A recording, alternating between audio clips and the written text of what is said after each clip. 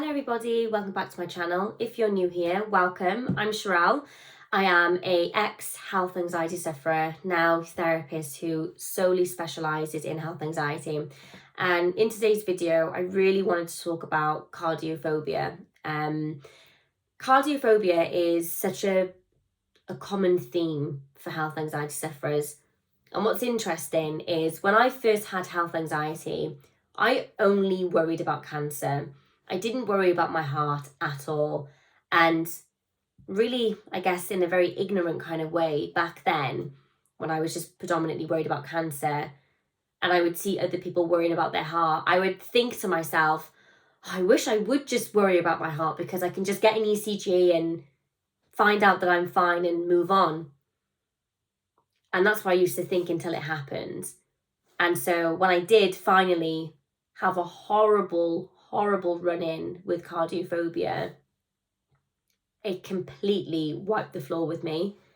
And I think cardiophobia is really awful because not only are we constantly ruminating and worrying about our heart, and there's all these kind of safety behaviors that go with that, but we also basically stop living.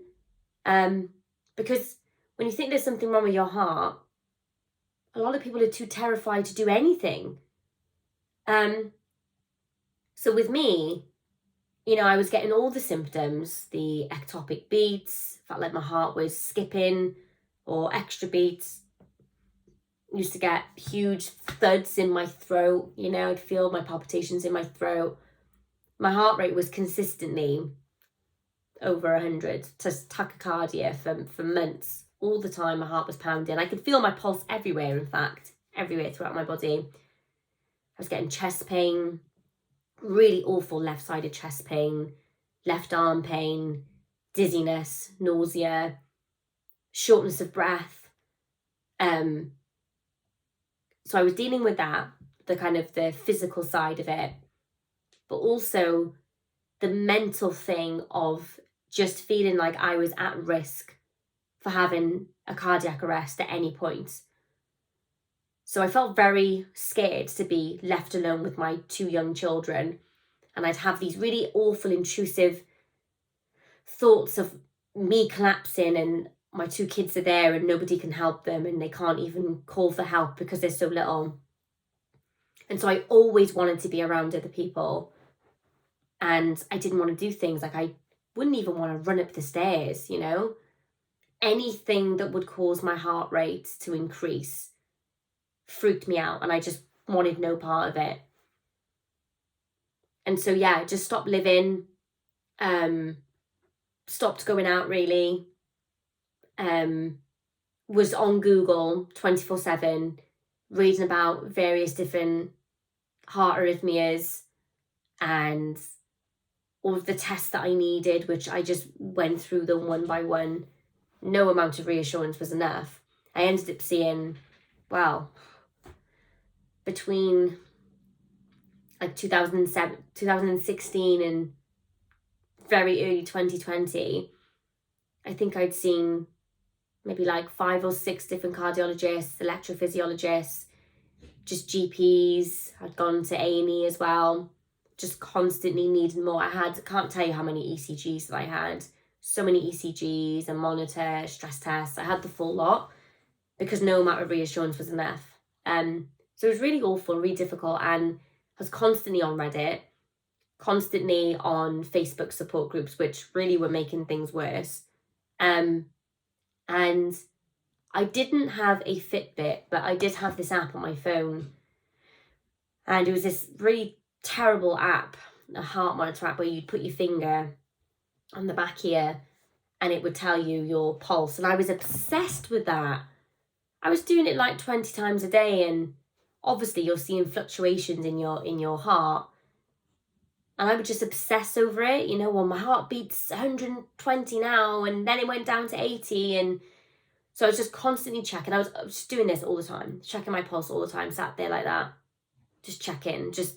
I didn't even need to put my hand on my pulse. I could feel my pulse. It was like my blood pressure was just pumping it through and I could feel it. So I feel like cardiophobia is really awful, and It's only when you go through it that you understand it, because like I said, even me as a health anxiety sufferer didn't understand it until I went through it, because I was very much like, oh, like, no one's gonna have a heart problem when they're young, like, it's no biggie, you could just go and get an ECG, like, problem over. But like I said, when I actually did go through it, and you start reading about all of these things, and you need this test, you need that test, and it just completely blew out of control. And it probably went on for about a year, and I would not exercise, and I really wanted to, and that was hard because I really wanted to like start exercising. I'm not really a gym girl, but I wanted to start going jogging, and I just couldn't get myself to do it. I couldn't bring myself to do it because I was terrified that I was going to exercise and I was going to drop dead. That's what my brain was basically telling me. And in typical kind of health anxiety fashion, what we tend to do when we're kind of consumed by those thoughts is we just avoid.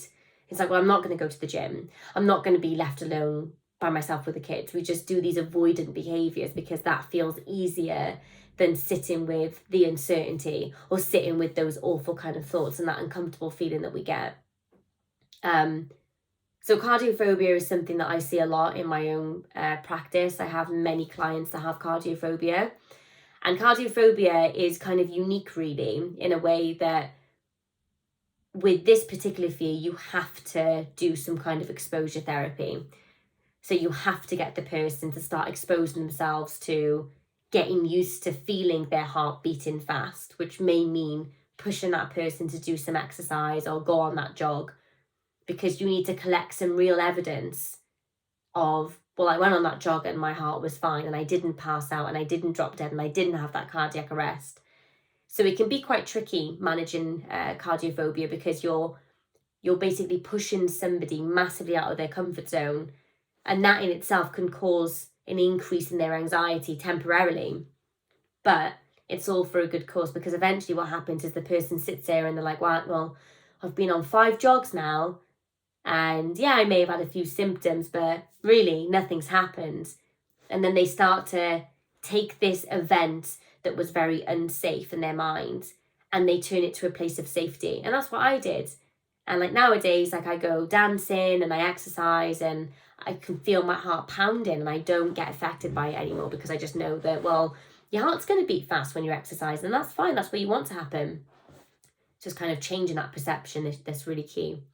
But I'd love to hear your cardiophobia stories down below in the comments. I know that it's a real difficult one, and some people deal with this for a long time. So let me know your thoughts down below.